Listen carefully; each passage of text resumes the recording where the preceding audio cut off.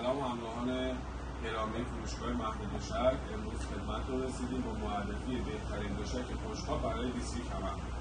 اگر خدایی نکرده کارتون دیگه به عمل کشیده و عمل کردین ستون فقرات یا دیسک کمرتون رو، باید دوشک آلینا رو استفاده بکنین.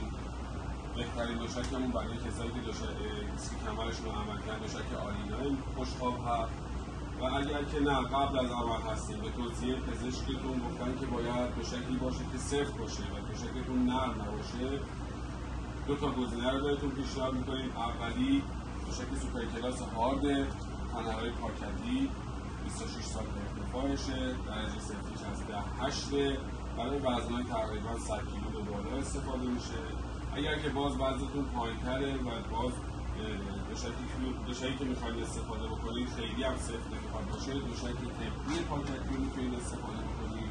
این دوشک اون پنل پاکتی 22 سانتی ارتفاعشه و درجه سفتیش هم از 10.7 هستش. انشالله که هیچ وقت بریم در دچار نشیم، ولی اگر که دچار شدید فروشگاه محمود دوشک با ارائه محصولات خوشخواب میتونه به بهبودتون کمک کنه. در خدمت هست.